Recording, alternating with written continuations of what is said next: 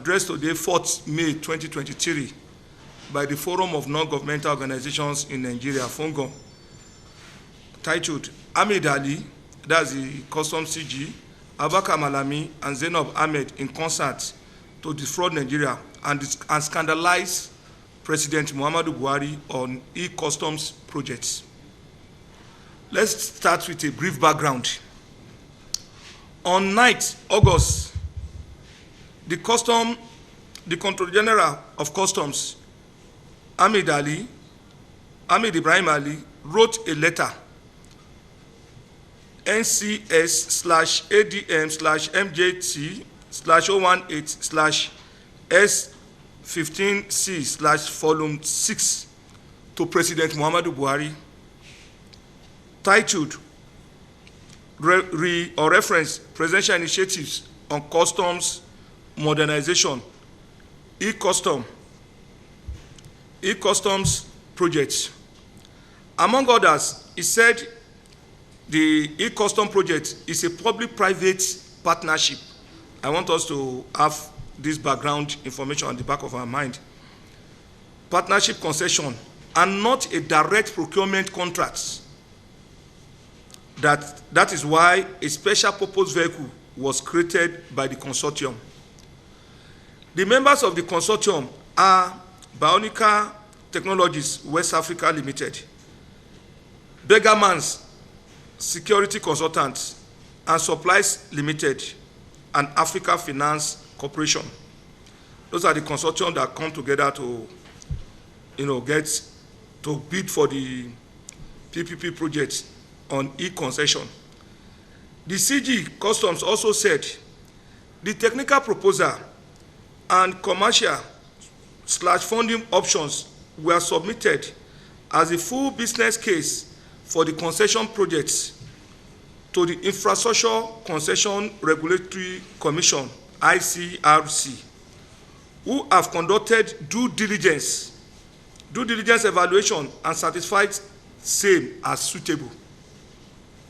The President, via a reply issued by his former Chief of Staff, late Malam Abba Kyari, on 17 September 2019, in a letter referenced State House/COF/08/10/A/225 to the Minister of Finance, Budget and National Planning, the Minister of Justice, and Attorney General of the Federation, said, among others, the President has approved the engagement of the consortium, Bionica Technologies West Africa Limited, as the lead sponsor, Beggarman's Security Consultants and Supplies Limited, co-sponsor, Africa Finance Corporation, lead financier, and who are we as lead technical service provider, to establish a project, SPV, to enter a 20-year concession arrangement with the Nigerian Customs Service and ICRC, that is the concessionary company, for customs modernization projects. The President further directed the AGF and the Honorable Minister of Finance to ensure that the concession agreement provides, 1, the CISS/NESS, that is the counterpart something, revenue sharing arrangement, commences on a pro rata basis against the phase 1, $300 million investment program, only upon commissioning of investment, that is the counterpart fund from the federal government. Legal counsel in the dispute, Alhaji Ahmed Raji and Co., wrote a letter to the Vice President, Professor Yemi Ochibajo, calling attention to the pendency of a suit on the subject matter at the Federal High Court, Abuja. He warned that the Minister of Finance, at the guiding of the Controller General, Nigerian Customs Service, had perfected plans to present a memo for the Council's ratification of a new concessionaire in a brazen disregard for the rule of law. Specifically, the Senior Advocate of Nigeria had asked the Federal Executive Council to suspend, discontinue, or discountenance any request to initiate deliberate deliberations or a fresh request for approval for the award of the said contract to any other bidder aside the original approval granted by FEC members to E-Custom HC Project Limited. That is the original concessionaire that was granted the award. Alas, the federal government, the Federal Executive Council, presided by a professor of law, went ahead to commit an illegality in a brazen manner capable of causing friction between the executive and the judiciary. That's to tell you that the federal government, President Buhari was not around that time. These people still went and presented that memo to FEC. It was Professor Oshibaju that presided over the FEC meeting. And to some extent, that's why we are appealing to President Buhari now not to give life into that plan. But the memo has passed. The Federal Executive Council presided over by Professor Oshibaju on the 19th of April, I think, yes. 19th of April, 2023, passed that memo without due information to Mr. President. The role of AGF, that is the Attorney General, amount to deliberately laying landmines for the incoming administration. What is the motivation of the Chief Law Officer of the Federation, who is also an in-law to the President, to be actively complicit in perverting the course of justice?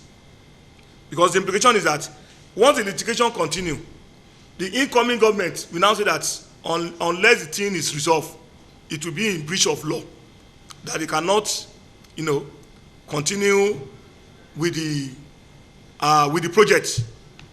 So the question now asks is that the money they are hurriedly rushing to withdraw, what will happen to the money? Because the project will be stalled. It will be stalled by the incoming administration if they know that there is a litigation and a court order has been given to that extent. President Muhammadu Buhari must come clean by informing Nigerians if Ahmed Ali has his consent to hijack a project in favor of Trade Modernization Project Limited, a company registered in April 2022 and which never participated in the negotiation of E-Custom modernization, which started as far back as 2015. That is when Mr. President conceived the idea. This trade modernization project never participated in the bidding, in anything, and it was only registered in 2022. Is Ahmed Ali, as alleged, working to advance the interests of BSO and indirectly that of President Buhari? If their proposals are answered in the negative, the President should immediately dissociate himself and direct the Minister of Finance, Attorney General of the Federation, Customs Service to reverse the illegality committed before Ahmed Ali hangs a scandal on his head and soils his good reputation. Approval, that seemingly approval, illegal approval, to stop the trade modernization project from accessing the fund, the $300 million funding. That is where they are rushing. The whole something is too shady. The urgency in it. That is why we want Mr. President to stop. So let the due process. Let the due process be followed. Let the issues concerning court cases, legal matters be resolved. It is only when that is done. You cannot award a contract to one company. You gave a letter. Late Abba Kyari gave a letter of award to that effect and told them the terms of operation. And because late Abba Kyari died, and the ICRC chairman too, that is the infrastructural construction person too, he died. So some cabal, some hijackers now believe that they can hijack the project and bring in another new company. So the new company now, they are now saying that they don't need to do their own investments. They can access the counterpart funding right from commencement. So what we want Mr. President to do is that they should stop these people from accessing that money.